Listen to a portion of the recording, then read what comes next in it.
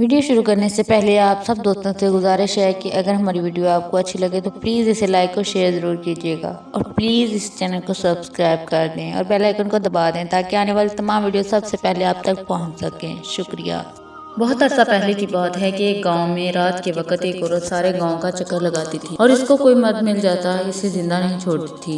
گاؤں والے بہت پریشان رہتے تھے اور شام کے وقت ہی اپنے اپنے گھروں میں بند ہو جاتے تھے۔ کافی دفعہ انہوں نے اس عورت سے پیچھے چھڑانا چاہا لیکن ناکام رہے۔ وقت گزرنے کے ساتھ ساتھ بہت سے لوگ اپنی جانوں سے ہاتھ دھو بیٹھے۔ ایک رات کا ذکر ہے کہ ایک مسافر کہیں سے ہوتا ہوا اس گاؤں کی طرف آ نکلا۔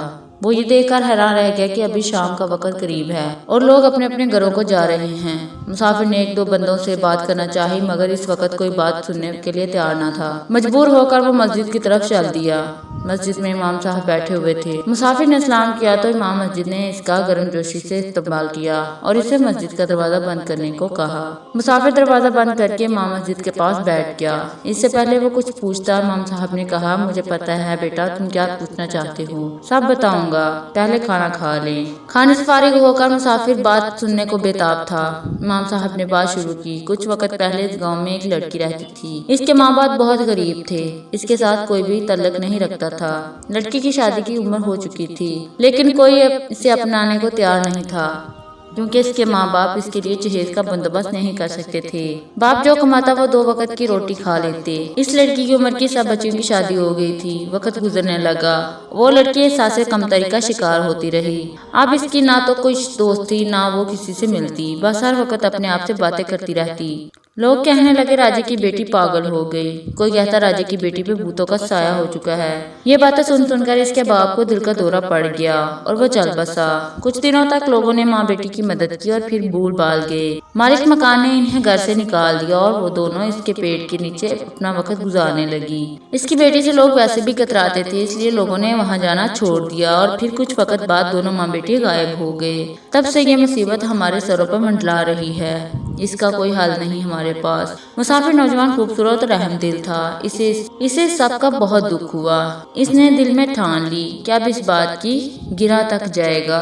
اگلے دن مسافر صبح کی نماز کے بعد سیدھا پیٹ کی طرف چل دیا اور جوں جوں پیٹ کے نزدیک جا رہا تھا اس کے دل کی دھڑکن تیز ہو رہی تھی۔ کچھ وقت گزرنے کے بعد وہ پیٹ کے نیچے کھڑا تھا۔ اس کے دل میں بہت ڈر بھی تھا لیکن اس نے ہمت کر کے آواز لگائی، کوئی ہے، لیکن کوئی جواب نہ آیا۔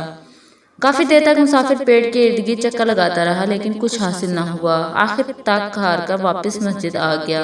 شام کی نماز کے بعد جب سب نمازی جانے لگے تو اس نے سب کو مخاطب کیا، دوستو میں دور ایک گاؤں سے کسی کام کے سلسلے میں شہر جا رہا تھا۔ راستے میں رات ہو گئی، میں آپ کے گاؤں کی طرف آ گیا۔ یہاں مجھے پتا چلا اس عورت کے بارے میں چاہتا ہوں آپ سب اس مشکل سے نکل سکیں۔ ہم رات کو اس پیڑ کے نیچے جائیں گے اور ساری بات پتا لگائیں گے۔ کیا آپ میرے ساتھ جانے کو تیار ہیں؟ ایک دم سے سناٹا چھا گیا، سب کو جیسے کوئی سانپ سونگھ گیا ہو۔ سب آہستہ آہستہ ایک ایک کر کے وہاں سے جانے لگے۔ آخر میں مولوی صاحب رہ گئے۔ انہوں نے مسافر سے کہا، بیٹا ان سب چکروں میں نہ پڑو، صبح ہوتے ہی اپنے گھر کی راہ لو۔ اور مولوی صاحب گھر کی طرف چل دیے لیکن مسافر ہر حال میں اس سے ملنا چاہتا تھا۔ رات کے 11 بجے مسافر نے اللہ کا نام لیا اور پیٹ کی جانب روانہ ہو گیا۔ جو ہی وہ قریب پہنچا اسے ایک زور کا دھچکا لگا اور ایک باری آواز آئی، تمہیں یہاں نہیں آنا چاہیے تھا، بہت بڑی غلطی کی یہاں آ کے۔ یہ آواز سنتے ہی مسافر کے رونگٹے کھڑے ہو گئے اور وہ بری طرح کانپنے لگ گیا۔ اس نے ایسی خوفناک آواز پہلی بار سنی تھی۔ ابھی وہ آواز کے خوف سے باہر نکلا بھی نہیں تھا، اسے لگا اس کی ٹانگوں کو کسی نے مضبوطی سے جکڑ لیا ہے۔ وہ حرکت کرنے کے قابل نہیں رہا۔ جیسے ہی اس نے سامنے دیکھا ایک لاش زمین سے نکل رہی تھی، اس کی آنکھوں سے شعلے نکل رہے تھے۔ اسی خوف میں بھی مبتلا تھا کہ پیٹ پوری قوت کے ساتھ ہلنے لگا اور زوردار قہقہ گونج اٹھا، تم بہت بیوقوف ہو جو یہاں آنے کی جرت کی۔ مسافر نے کچھ ہمت اکٹھی کی اور بولا، میں تمہاری مدد کرنے آیا ہوں، مجھے نقصان نہ پہنچاؤ۔ جیسے ہی مسافر نے یہ الفاظ کہے پیٹ اچانک تھم گیا اور وہ لاش مسافر کی آنکھوں سے اوجھل ہو گئی۔ مسافر کے پاؤں بھی آزاد ہو گئے۔ مسافر نے دیکھا کہ پیڑ کے پیچھے سے ایک خوبصورت لڑکی آ رہی تھی۔ وہ اس کے قریب آ کر رک گئی۔ تم پہلے انسان ہو جس نے میری مدد کا کہا، میں گاؤں والوں کو نہیں چھوڑوں گی، سب کو مار ڈالوں گی ایک ایک کر کے۔ اتنے میں گاؤں والے بھی وہاں آ گئے کیونکہ مولوی صاحب نے انہیں یہ احساس دلایا کہ مسافر جو اس گاؤں کا ہے بھی نہیں हमारी मदद करना चाह रहा है। हमने इसका साथ नहीं दिया, इसी वजह से गांव वालों ने फैसला किया कुछ भी हो जाए हम मुसाफिर को अकेला नहीं लड़ने देंगे। गांव वालों को देखते ही वो लड़की आग बबूला हो गई। तुम सबकी इतनी हिम्मत यहाँ आने की, अब तुम सब मरोगे। वो हवा में उड़ने लगी। मुसाफिर ने इसके सामने हाथ जोड़ लिए। मेहरबानी करो, इन सबको माफ कर दो। माफ और इन सबको? वो चिल्ला कर बोली, ये सब माफी के काबिल नहीं, मैं सबके टुकड़े कर दूंगी। ये सब इस वक्त कहाँ थे जब मैं और मेरी माँ भूखी और प्यास की वजह से मर रहे थे। इस रात सारी रात एक एक का दरवाजा खटकाया था मैंने।